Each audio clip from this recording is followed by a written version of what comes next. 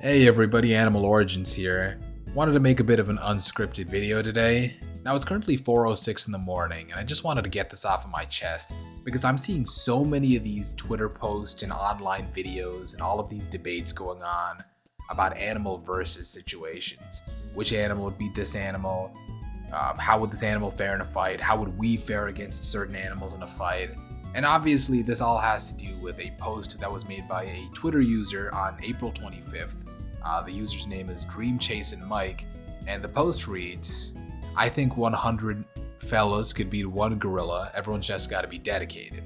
As of the last time I checked that post, it had 232,000 likes, which is just absolutely wild. It came with a bunch of responses and a bunch of different people giving their takes and their own debates as to who would win this sort of matchup here. Now, if you ask me personally, and I understand my opinion doesn't matter too much in the grand scheme of things, but if you ask me, I think, unfortunately, the 100 humans take it. Now, you might be saying, oh, why as a human being would I want the gorilla to win?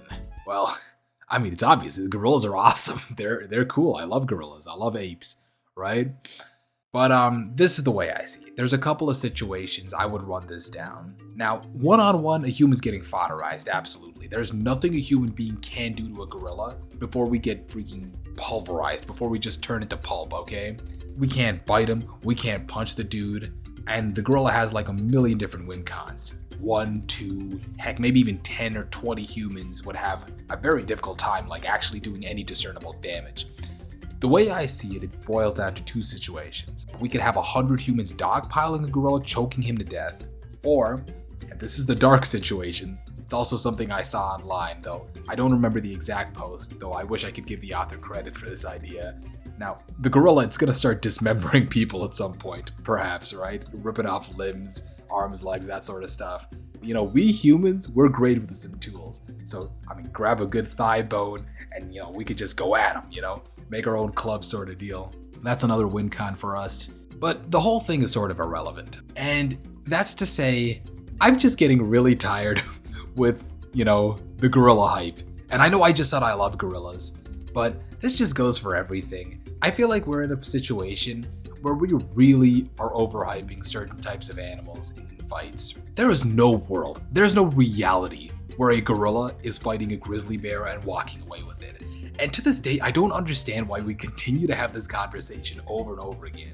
Like my dude, gorillas lose to leopards. If they don't lose, it's a high diff fight against a leopard. Leopards are like 90 pounds, 80 pounds on average. Let me look this up. I don't want to speak out of turn. Hold on. Let me just take a look. I overestimated, excuse me. 68 pounds, up to 100. Okay, I'm seeing up to 159 pounds for a male, which is, it's good, but grizzly bears are gigantic by comparison. And they're monsters, dude. Leopards, they attack with ambush. Grizzlies, they won't do it. They'll just like claw at you, they'll eat you alive. And while the bite force isn't as strong as a gorilla, they still have them outclassed in every single situation. And basically, I just wanted to bring up another post I saw, and I hope I can get the image, but they pitted like 4 different animals. It was a gorilla, it was a grizzly bear, I believe it was a tiger, and I know for a fact the 4th one is a hippopotamus. And they said, you have to survive 20 minutes with these guys and you win a certain amount of money.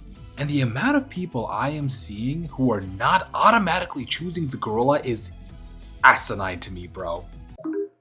That was my laptop. My work laptop keeps making noises. Sorry, I haven't updated it in a long time.